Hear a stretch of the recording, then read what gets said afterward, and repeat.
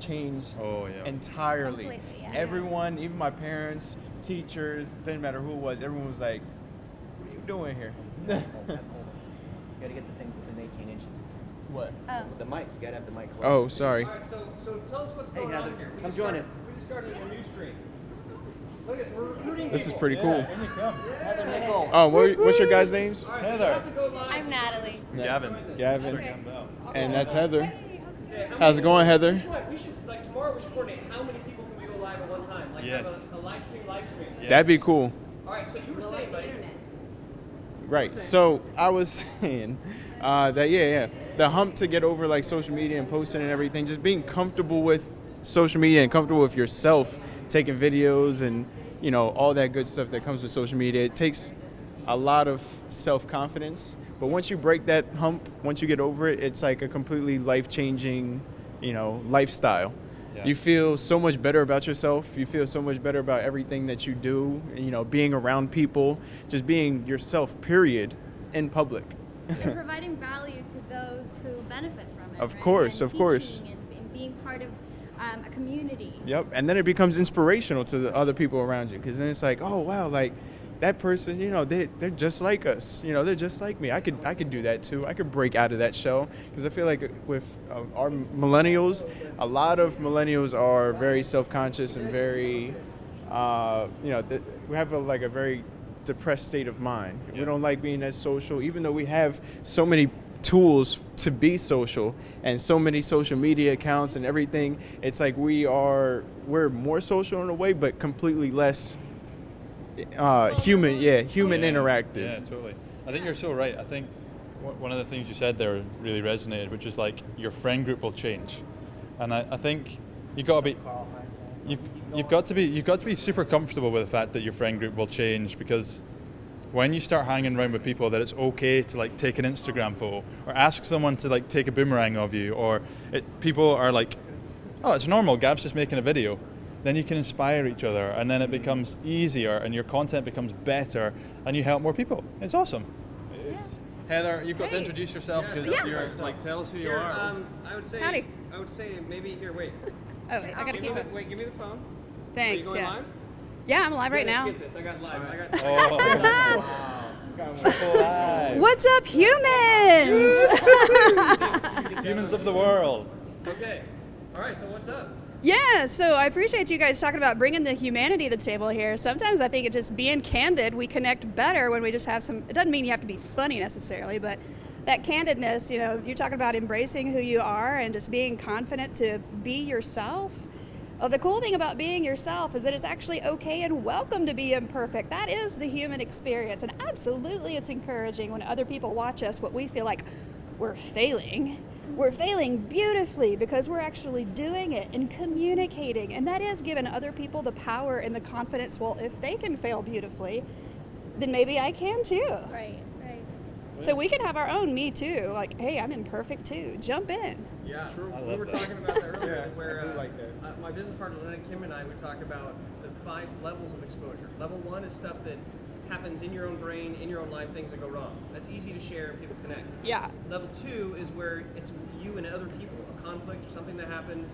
And then level 3 is more of a life-changing event, whether it's with your family or a spouse. Right. And then level 4 is stuff that's like business failures and things that you don't never want to share because you think it's going to get you in trouble or people look at you differently. And then level 5 is you don't share. It's like sex, drugs, and rock and roll kind of stuff. Yeah. But if you start at level 1, it gives you a chance to move to level 2, and then 3 and 4, and people actually get to know you. Yeah. What do you think of that as a process of having these different stages? Well, I think that's great. I mean, I think that happens as a lot of people will use the metaphor talking about the dating scenario, and there's some things you just don't talk about yet until you have some Right. trust and connection built with that.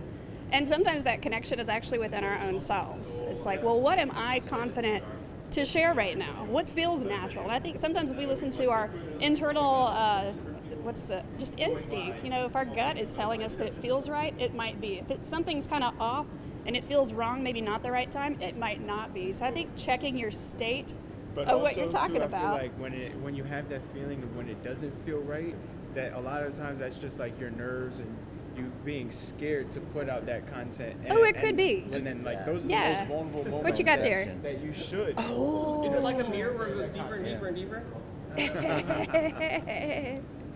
So we're also talking about 1 minute videos. What's your thoughts on that? I need to do more of them. Yeah. I'm human. Yeah. I need to do more of them. More. You know, I love. everything. Yeah. Well, Dennis has actually been hugely encouraging, and for me, it's just getting over myself to actually take the action. But one of the thoughts he planted in my head, this was probably 2 years ago, and I still hadn't done it, but I love the idea, so I guess I'm starting right now. And that's to come up with a list of, say, 30 questions, topics, something that's kind of conversational going. And after you record that for 30 minutes, you can break those up. It's 30 questions, 30 minutes. You've got 1 minute videos. Another quick tip that I got from a different presenter was to do a physical clap in between. If you're doing a record, this isn't talking about live, but if you're recording, do something physical so that way you don't have to listen and watch all of your videos when you're editing. You've got a that's a good visual, trick. something like, okay, I clapped there, let's break the cut right there. Awesome. That is a good tip. Yeah. And Dennis is the 1 minute master. He is. I've actually got, okay, so you know how you can save articles that come up in your news feed and create your own little library? So I've got a list that is lessons from Dennis Yu. So I save a lot. What's your favorite one? Ooh, now you put me on the spot for that. But they're all my favorite because if I'm saving it, there's something impactful that's going to add traction to my business. So I don't think there's any one that's less important. So how I pick a favorite is it really moving me forward? If I've saved it, I saved it for a reason. And now wow, y'all got me actually talking on a live video. Yeah. From zero to here I am talking. And clap. And then next. Yeah, and clap.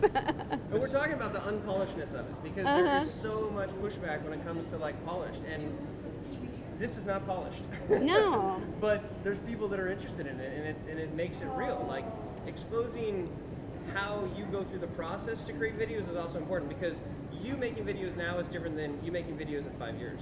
True. And so again, I think a lot of people are looking for the hack, and they're looking to how to become successful at videos. Right. And my biggest hack is this. My biggest hack for people with videos is that successful video makers are not doing things that everybody else cannot do.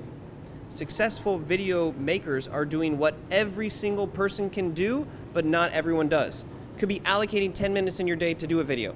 It could be having the right equipment to give yourself the opportunity to do it. It could be waking up earlier. It could be interviewing somebody else. Like, there is no hack that you need to push the go button. And that's a Fanzo thing right there. Brian Fanzo, shout out to you. Fanzo, push the damn button. But if you're looking for a hack, if you're looking for a software that's going to take care of it, it's not going to be there. So I like this concept because successful blank are not doing what everyone else can't do. Successful blank are doing what everyone else can do, but not everybody does. And that's what makes the difference. That's what moves the needles. And 1 minute can do that at a time. Right. And isn't progress better than perfection?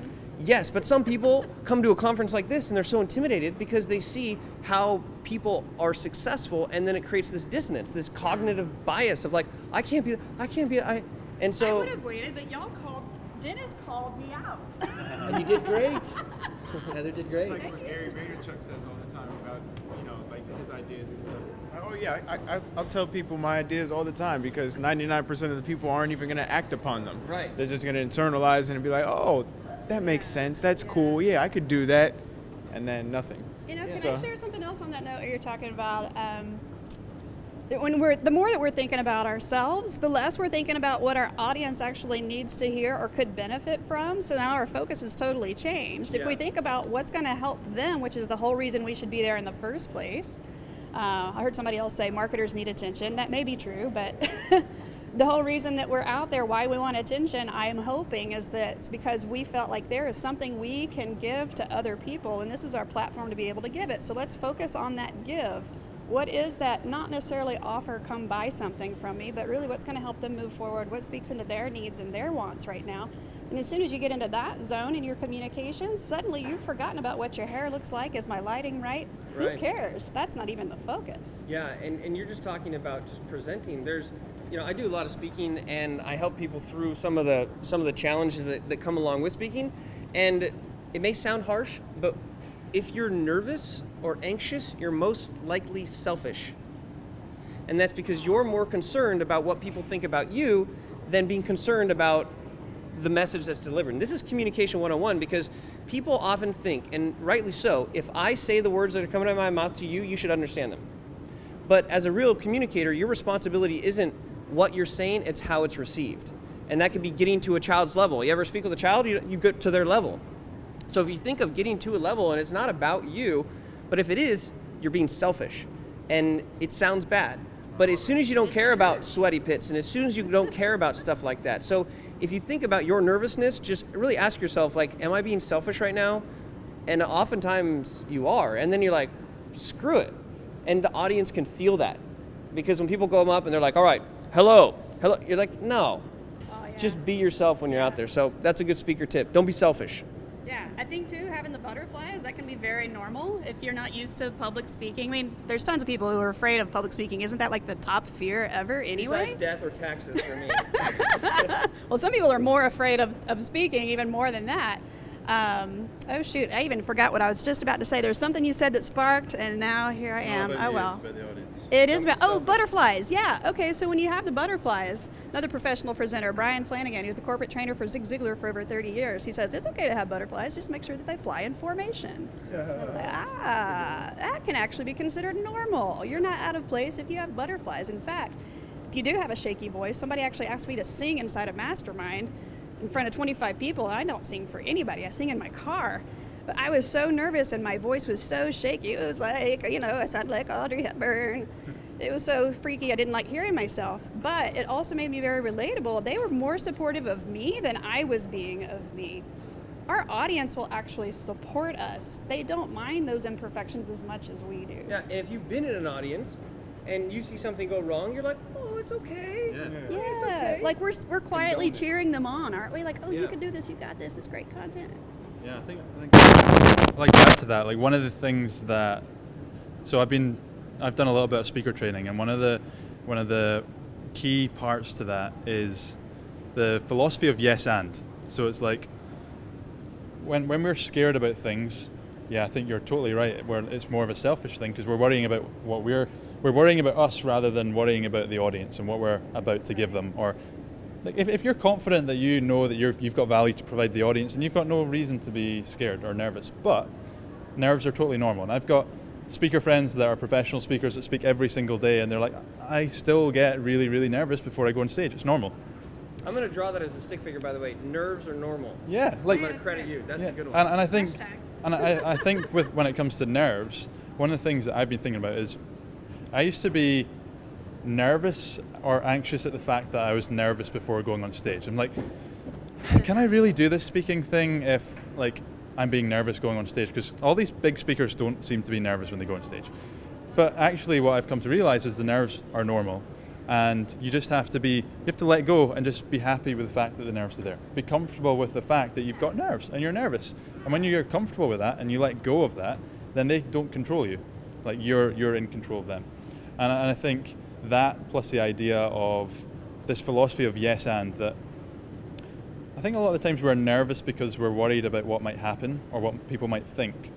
But if we have the philosophy of yes and, that means if anything happens, if we get heckled, if our clicker doesn't work, we don't bring attention to that thing. We use it as part of our presentation and we go yes, and we add to it. So it's like the number one philosophy of improv comedy is yes and. You never say no in improv comedy. You always take whatever happens and you go yes, and we build on it. Unless you're Michael Scott and you try to bring a gun to the improv. If you've seen that episode, The Office, where he does improv, but he's like, I got this. And what happens is that every time that something happens, he's like, I got a gun. And then they're like, you can't do that. You cannot do that. So don't be a Michael Scott and pull a gun on improv. There's no magic tool. There's no magic equalizer. This yes and is key. And onto the 1 minute video, here's my concept. If you speak in public, then you are a public speaker. It's a scientific fact that you cannot argue either. Talking with your mom or talking with your dad, even with your friends, maybe even your cat. Here's the thing, is that if you speak in public, then you are a public speaker. And I ask audiences, like, how many public speakers we got here? And it's like, 1, 2, okay. How many people spoke in public today? Raise your hand if you spoke in public today. And it's like, If you speak in public, then you are a public speaker. And if you think about being nervous on stage, the problem is that you're not thinking about this conversation now, or the conversation here, or your energy when we first met. Like, that was you on stage. So you're always on stage. And if you realize that, And if we believe my riddle before, successful speakers are doing things not that everybody else can't do, but successful speakers are doing things that everybody can do, but not everybody does. And that means treating a conversation like a podcast, putting yourself in the hot seat to give a 1 minute and only 1 minute explanation of what you do. So you have so many at-bats, but people go, oh, I can't speak in front of people. You're like, you were just speaking in front of 3 people. I have a point to share with that too. And if we're not communicating to our audience, Just down here, otherwise we don't want to blow it out. thank Like, you, I'm yeah. coachable. But if we're not communicating to our audience, our competitor is. Do you want your competitor to out-communicate you? Because that's who will win the business. Yeah. You can be relaxed and chillaxed and make up your reasons for not doing things that you know is going to move you forward or connect with more people. Or you can let the other folks do it, which they're doing. So you may as well get out there. Take your power back. All right, I kind of cut you off jumping in there, but I like this. Nerves are normal. Yeah. And think of every chance that you are speaking. When you open up your mouth in public, you're speaking. Now, singing in the shower, maybe not, but I love it. And I think if we wrap this up back to what we initially started talking about, which was 1 minute videos and getting started on video, we've gone on a lot of tangents. But if we bring it back to this point about nerves and being on stage and having just general conversations, being a public speaker, one of the analogies that I always like to bring about starting video is when you have a conversation with somebody. Let's say you ask me, what are Facebook ads? I don't start telling you and then 10 seconds and go, no, sorry, I really didn't like how I told you that. Can we cut? Let's rewind and start again. Do it. Like, we don't hit pause and start again. What is that? The Men in Black? Yeah, we don't do that, right? We don't have that. We just carry on the If conversation. you think about it, we are always live. Love it. Always live. Like, when are you not going live? In fact, when you're going live, you've already been live, you're just capturing it on a digital platform. That's kind of a cool concept, I right? like that. Are you afraid of going live? Yes, you are live right now. What are you talking about? What do you mean I'm live right now? You're live. I'm going live for 24 hours before, doing like a whole day, like capturing your whole day, 24 hours live, Yeah. like even like while you're sleeping, have it going live, like But you even though it's are live. weird, it's like it's a whole different concept. I feel like people might even want to get into it. Okay, I got another quote. It's live your live. Nice. Not live your life, live your live, because the fact is, if you speak in public, then you are a public speaker, and if you are alive, you are on a live stream. I've been working on that one. I got another one. I got another good rap. Nice. I like this. I like it. You're always live. Nerves are normal. There's been some great things in this. Yeah. There's been some great things. Thanks for Dennis. Thanks for being here, Dennis, Michael, Thank you. Ryan, everyone else that's taken part in this. And I will treat everybody with a final rap. here we go. Okay. Am I framed up good here? Come in for the rap. We gotta all hear this. Oh wait. Now, if you We're don't, gonna wrap it up. we're gonna wrap it up. We're gonna wrap it up with a rap. Now, if you don't know about my 313 method, this is something I'm super passionate about because it helps people say more with less. So, if you got an idea, why don't you bring it right here? If you want to change the world, I'd love to hear. It could be big, or it could be small, or it could be for profit, or not at all. But when I ask you what you do you pitch like a babbling fool? Do you talk so fast that you're blue in the face? Is your big idea all over the place? Do you say the same thing every time? Do you bore investors out of their mind? You might even do it and you might not even know it. Your startup hasn't started, all you want to do is grow it. Every time you open up your mouth, you seem to blow it. You wish there was a method or a way you could control it. But have no fear. The 313 is here. It will make your message clear. First you state the problem, then you say you solve it, and don't forget the market. I can teach you how to pitch. You could get funding, you could get rich. All you got to do is follow 3 rules like they're treasure clues. First rule is I don't care what you do. You see, I've got problems and so do you. You won't get me interested in explaining minor pain. You gotta solve the problem in a finger-chop way. Rule number 2, you talk too much like a giddy little kid on a yellow school bus. Start with the what, not with the how. Make it conversational and learn to shut your mouth. Rule number 3, create intrigue. Talk about your target market to the nth degree. Tap into the FOMO of the person who is listening. Say everyone or anyone and you will be less interesting. The goal of your pitch is for them to want more. Don't miss opportunity, knocking at the door. Calculator stand, water booties, or a bookmark. It doesn't matter what your idea, now you know where to start. First you state the problem. Then you say you solve it, and don't forget the market. That is a wrap on the wrap. Hit the stop button. That was good. Genius. That was good.